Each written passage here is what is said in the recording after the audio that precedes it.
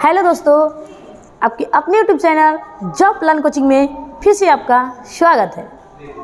तो आइए हम लोग आज पढ़ेंगे अग्नाशय, पाचन तंत्र का एक छोटा सा पार्ट अग्नाशय, जिसे क्या बोलते हैं हम लोग? पैंक्रियाज। क्या बोलते हैं? पैंक्रियाज। तो आज हम लोग पढ़ेंगे अग्नाशय यानी पैंक्रियाज। ए यहाँ पे ए होगा, ठीक है। आज हम लोग पढ़ेंगे अग्नाशय। इससे पिछले वाले वीडियो में हम लोग अमाशय पढ़े थे और अमाशय से पहले और यकृत भी पढ़े थे और मतलब मुख गुहा लार ग्रंथि ये सब पिछले वाले वीडियो में पढ़ चुके हैं। अगर आप लोग पिछले वाले वीडियो नहीं देखे होंगे तो उसको जाके प्लीज़ एक बार देख लीजिएगा, ठीक है। तो आज हम लोग पढ़ेंगे अग्नाशय। तो अग्नाशय सबसे पढ़ने से पहले देखेंगे कि अग्नाशय कौन सी ग्रंथि होती है। तो अग्नाशय हमारी मिश्रित ग्रंथि होती है। कौन सी ग्रंथि होती है? मिश्रित ग्रंथि होती है। मिश्रित ग्रंथि हम उन्हें बोलते हैं जिनमें अंतःस्रावी ग्रंथि और बाह्यस्रावी ग्रंथि दोनों होती है। अंतःस्रावी ग्रंथि और बाह्यस्रावी ग्रंथि दोनों को जब मिला देते हैं तो कौन सी ग्रंथि बन जाती है? मिश्रित ग्रंथि बन जाती है। तो पूछेगा आपसे कि अग्नाशय से मतलब क्या क्या निकलता है। तो देखिए, अग्नाशय से एंजाइम तथा हार्मोन दोनों का स्राव होता है। तो आपका एंजाइम जो निकलता है वो कौन सी ग्रंथि से निकलती है? वही स्रावी ग्रंथि से। वही स्रावी ग्रंथि से एंजाइम किससे निकलती है? हमारी वही स्रावी ग्रंथि से निकलती है। और हार्मोन आपका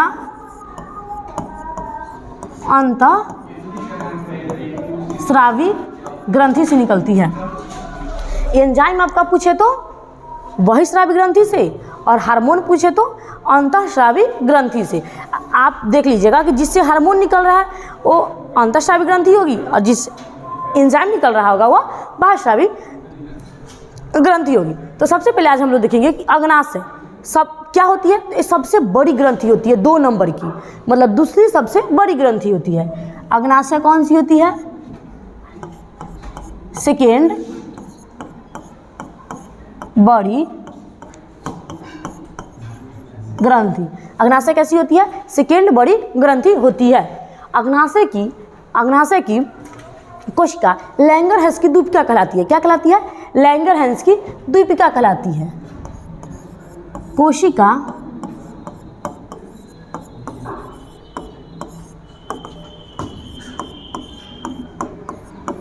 लैंगरहैंस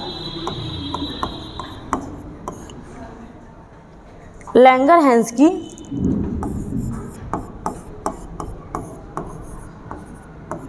द्वीपिका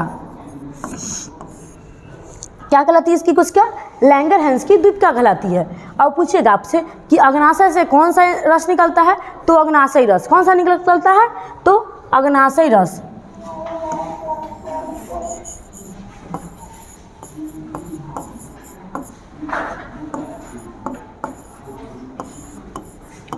अग्नाशय रस निकलता है।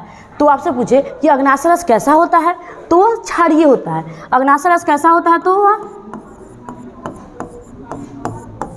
अग्नाशय रस होता कैसा है? तो ये आपका क्षारीय होता है, ठीक है। पूछेगा कि अग्नाशय से कौन सा रस निकलता है? तो अग्नाशय रस निकलता है और ये कैसा होता है? क्षारीय होता है। और इसका पीएच मान कितना होता है? 7.5 से 8.5 होता है। इसका पीएच मान कितना होता है? 7.5 से 8.5 होता है। और इसका आपका वजन पूछे तो 60 से 90 ग्राम। इसका वजन कितना होता है? 60 से 90 ग्राम होता है। और एक्चुअली में कैसे होता है? हमारे शरीर की दूसरी बड़ी ग्रंथि होती है। और वही आपसे पूछ दे कि हमारे शरीर की सबसे बड़ी ग्रंथि कौन सी होती है? तो होती है यकृत। समझे? वो क्या होती है? यकृत होती है। और वही पूछे कि हमारे शरीर के सबसे बड़ा अंग क्या है? तो त्वचा हो जाएगा। आपसे पूछे बड़ा अंग त्वचा, बड़ा अंग त्वचा और बड़ा ग्रंथि पूछे आपसे यकृत यानी लीवर या जिगर का टुकड़ा, सब इसी को बोला जाता है यकृत। यकृत सबसे बड़ा ग्रंथि पूछे तो आपका यकृत और सबसे बड़ा अंग पूछे तो आपका क्या हो जाएगा? त्वचा यानी स्किन हो जाएगा। तो अब देख लिए हम लोग कि अग्नाशय मिश्रित ग्रंथि है, जिससे एंजाइम और हार्मोन दोनों निकलते हैं। एंजाइम हमारा बहिःस्रावी से निकलता है और हार्मोन जो निकलता है वह अंतःस्रावी ग्रंथि से निकलती हैं। तो एकाएक ही एंजाइम और हार्मोन मतलब अग्नाशय से निकलने वाले को फिर हम आगे देखते हैं। तो आज अभी आप लोग इसका स्क्रीनशॉट ले लीजिएगा। अब देखते हैं हम लोग नेक्स्ट।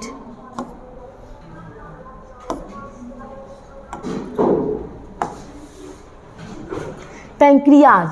पैंक्रियाज के बहिःस्रावी भाग से 3 एंजाइम निकलते हैं।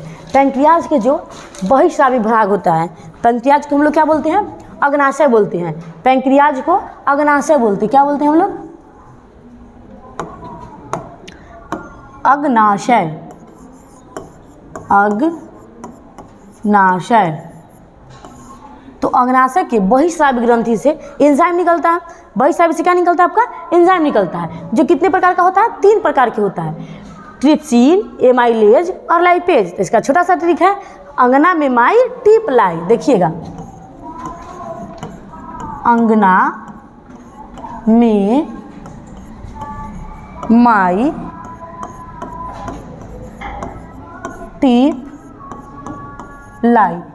अंगना में माई टिप लाई, इसका एग्जाम्पल क्या हो जाएगा आपका? सॉरी, ट्रिक क्या हो जाएगा? अंगना में माई टिप लाई। तो देखिए, अंगना से क्या हो जाएगा आपका? अंगनाशय। अंगना से क्या हो जाएगा आपका? अंगनाशय हो जाएगा। और देखिए, माई से क्या हो जाएगा? एमाइलेज। माई से हो जाएगा एमाइलेज। और टिप से क्या हो जाएगा आपका? ट्रिप्सिन। टिप से हो जाएगा आपका ट्रिप्सिन। माई से एमाइलेज और लाई से हो जाएगा लाइपेज। तो अग्नाशय से अग्नाशय की बहिःस्रावी ग्रंथि से क्या निकलता है? एंजाइम निकलता है, जो 3 प्रकार के होता है। अंगना में माई टिप लाई, तो अंगना से अग्नाशय, माई से एमाइलेज, लाई से लाइपेज और टिप से ट्रिप्सिन। तो देखेंगे अब मतलब ये जो 3 एंजाइम निकलता है, इसका काम क्या है? तो अग्नाशय में जो प्रोटीन होता है, जैसे अग्नाशय में प्रोटीन का पाचन होता है। ठीक, अग्नाशय को पूर्ण पाचक एंजाइम वाला भी बोला जाता है। तो देखिए, इस पे जो प्रोटीन का पाचन होता है, तो जो ट्रिप्सिन निकलता है, ये ट्रिप्सिन एंजाइम पेप्टोन्स में तोड़ देता है। किस में तोड़ देता है? तो पूछे, प्रोटीन को ट्रिप्सिन एंजाइम पेप्टोन्स में तोड़ देता है। किस में तोड़ता है? पेप्टोन्स में तोड़ता है। फिर देखिए आगे, स्टार्च पूछेगा कि स्टार्च का पाचन जो हमारे अग्नाशय में होता है, उसके एमाइलेज एंजाइम माल्टोज में तोड़ देता है। स्टार्च का माल्टोज में पाचन कौन करता है? तो आपका एमाइलेज करता है। और फिर देखिए, फैट का फैटी एसिड, फैट का किस में टूटता है? अग्नाशय रस में फैटी एसिड में टूटता है, जो कि एक प्रकार का बशीय अम्ल है। तो इसको कौन तोड़ता है? तो लाइपेज। तो देखिए, अंगना में माई टिप लाई, तो पूछेगा कि प्रोटीन को पेप्टोन्स में कौन तोड़ता है? तो आपका हो जाएगा ट्रिप्सिन। प्रोटीन को पेप्टोन्स में ट्रिप्सिन तोड़ता है। स्टार्च को माल्टोज में एमाइलेज तोड़ता है। स्टार्च को माल्टोज में एमाइलेज तोड़ता है। और फैट को मतलब फैटी एसिड में लाइपेज तोड़ता है। तो अब हम लोग देखेंगे, ये तो देख लिए अग्नाशय में प्रोटीन का ही पाचन हो गया, स्टार्च का भी हो गया और फैट का भी हुआ पाचन, हुआ ना।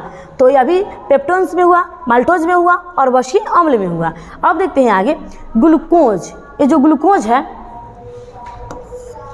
ग्लूकोज इंसुलिन को ग्लाइकोजेन में कन्वर्ट कर देता है। ग्लूकोज को इंसुलिन, ये हार्मोन है। ये क्या है आपका? ये हार्मोन है।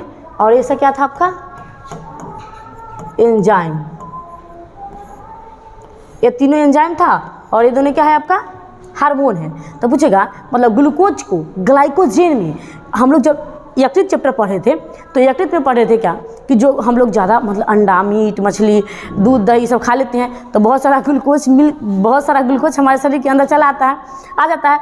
तो हम तो सबका मतलब 100% तो पूरा अपना एनर्जी ख़त्म नहीं कर देते हैं, कुछ ना कुछ को स्टोर करके रख लेते हैं। तो वही जो हम स्टोर करके अपने शरीर में रखते हैं, मतलब ग्लूकोज को ग्लाइकोजेन में इंसुलिन कन्वर्ट करता है। कौन करता है? ग्लूकोज को ग्लाइकोजेन में इंसुलिन कन्वर्ट करता है। ग्लूकोज को इंसुलिन के रूप में कौन कन्वर्ट करता है? ग्लाइकोजेन करता है। अब यही ग्लाइकोजेन जब हम लोग व्रत करते हैं, क्या करते हैं? जब हम लोग व्रत करते हैं तो ये क्या होता है, मतलब जब हम लोग व्रत करते हैं तो उपवास रहते हैं। तो जब उपवास रहते हैं तो हम तो उस समय कुछ अंडा, मीट, मछली कुछ भी खाते नहीं है, तो हमारे शरीर में तो ग्लूकोज बनेगा नहीं। तो क्या होता है, जो मतलब यकृत में जो ग्लूकोज को ग्लाइकोजेन के रूप में कन्वर्ट करके रखा जाता है, तो फिर वही ग्लाइकोजेन, मतलब हम लोग बैंक में पैसा क्यों रखते हैं? मतलब बुरा स्थिति में काम आने के लिए, निकालने के लिए जब हम लोग को ज़्यादा पैसा हो जाता है तो बैंक में जमा करके रख देते हैं, तो वही मतलब बुरा स्थिति में निकाल के जैसे लाते हैं बैंक से पैसा, वैसे ही जिस ग्लूकोज को हम लोग ग्लाइकोजेन के रूप में यकृत में कन्वर्ट करके रखते हैं, तो जब हम लोग उपवास रहते हैं या महिला लोग जो व्रत करती है तो वही ग्लाइकोजन को ग्लूकोज में कन्वर्ट कर देता है। किस में कर देता है? वही ग्लाइकोजेन को ग्लूकॉन नामक हार्मोन ग्लूकोज में कन्वर्ट कर देता है, ताकि हम लोग 1 से 2 दिन उपवास तक ये मेंटेन करके हम लोग के शरीर को रखता है। अब देखेंगे नेक्स्ट, इंसुलिन और ग्लूकॉन क्या था आपका? हार्मोन था। क्या था? हार्मोन था। और क्या बोलते हैं, ट्रिप्सिन, एमाइलेज और लाइपेज क्या था आपका? वो सब एंजाइम था जो कि बहिस्रावी ग्रंथि से निकला था। और ये ग्लूकोज ग्लाइकोजेन के रूप में इंसुलिन हार्मोन के माध्यम से कन्वर्ट होता है, और ये ग्लाइकोजेन ग्लूकॉन हार्मोन की मदद से इसमें ग्लूकोज के रूप में कन्वर्ट होता है। जब ब्लड में ग्लूकोज की मात्रा ज़्यादा हो जाती है तो इंसुलिन हार्मोन अधिक मात्रा में ग्लूकागॉन में बदल देता है, मतलब ग्लाइकोजेन में बदल देता है। किसमें? जब हमारे ब्लड में ग्लूकोज की मात्रा ज़्यादा हो जाती है तो इंसुलिन नामक हार्मोन उसको मतलब किस में कन्वर्ट कर देता है? ग्लाइकोजेन के रूप में कन्वर्ट कर देता है। तो अब देखते हैं हम लोग आगे। नेक्स्ट देखेंगे,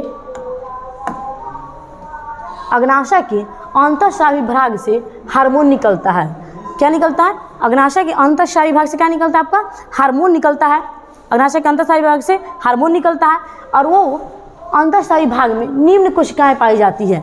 मतलब उससे जो हार्मोन तो निकलता है अंतःस्रावी ग्रंथि से, लेकिन वो निम्न कोशिकाएं मतलब उसमें भी पाई जाती है। जैसे देखिए, अल्फा सेल, बीटा सेल और डेल्टा सेल। कौन कौन cell? Alpha cell, beta cell, delta cell. तो आपसे पूछे कि अल्फा सेल से कौन सा हार्मोन निकलता है? ग्लूकॉन। अल्फा सेल से कौन सा हार्मोन? ग्लूकॉन निकलता है। और बीटा सेल से क्या निकलता है? इंसुलिन।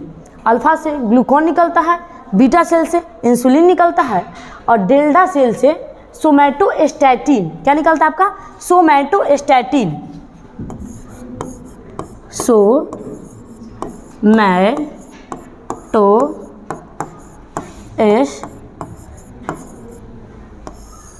सोमैटोस्टैटिन नामक हार्मोन निकलता है। और बीटा सेल से क्या निकलता है आपका? इंसुलिन। तो डायरेक्ट एग्जाम में पूछता है कि बीटा सेल से कौन सा हार्मोन निकलता है? तो इंसुलिन निकलता है। डेल्टा सेल से कौन सा हार्मोन निकलता है? तो सोमैटोस्टैटिन निकलता है। और अल्फा सेल से कौन सा निकलता है? तो ग्लूकॉन निकलता है।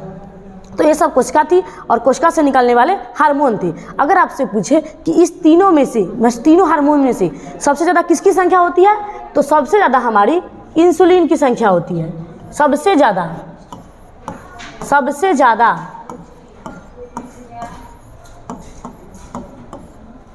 ज़्यादा इंसुलिन की संख्या होती है। पूछे तीनों में कि सबसे ज़्यादा किसकी होती है? ग्लूकॉन की, इंसुलिन की, सोमैटोस्टैटिन की। तो अब क्या मारिएगा? इंसुलिन की होती है। अब देखेंगे सोमैटोस्टैटिन क्या करता है कि ग्लूकॉन और इंसुलिन को ये नियंत्रित करता है कि मतलब कितना निकलेगा और कितना इंसुलिन को निकलना है, कितना ग्लूकॉन को निकलना है, यह कौन नियंत्रित करता है? तो सोमैटोस्टैटिन नामक हार्मोन। कौन करता है? सोमैटोस्टैटिन नामक हार्मोन करता है। और देखेंगे एक समान वयस्क के मनुष्य में मतलब 100 ml ब्लड में 80 से 120 मिलीग्राम ब्लड होती है। 100 ml में 100 कितना होती है? 80 से 120 मिलीग्राम। 80 से 120 मिलीग्राम ब्लड होती है। तो अब हम लोग देखेंगे, तो तक इसको रफ करते हैं। अगर आपसे पूछे कि इंसुलिन ग्लूकोज की अधिकता से कौन सा रोग होता है? मोस्ट इंपॉर्टेंट,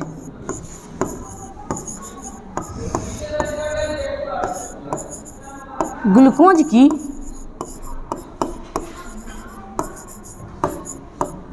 अधिकता से मधुमेह क्या हो जाएगा आपका? मधुमेह या डायबिटीज़ या चीनी का बीमारी क्या हो जाता है? मधुमेह या डायबिटीज़ या चीनी का बीमारी हो जाता है। तो ग्लूकोज की अधिकता से या इंसुलिन की कमी से इंसुलिन की, देखिए अगर आपके शरीर में मतलब ग्लूकोज ज़्यादा होता है तो इंसुलिन की मात्रा कम हो जाती है, और इंसुलिन ज़्यादा होता है तो ग्लूकोज की मात्रा कम जाती है। तो देखिए इंसुलिन की कमी से कौन सा रोग है आपका, मधुमेह हो गया। वही पूछे कि ग्लूकोज की कमी से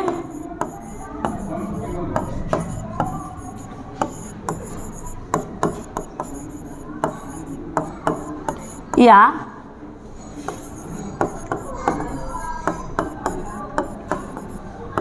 इंसुलिन की अधिकता से कौन सा रोग हो जाएगा आपका, हाइपोग्लाइसेमिया। क्या हो जाएगा आपका,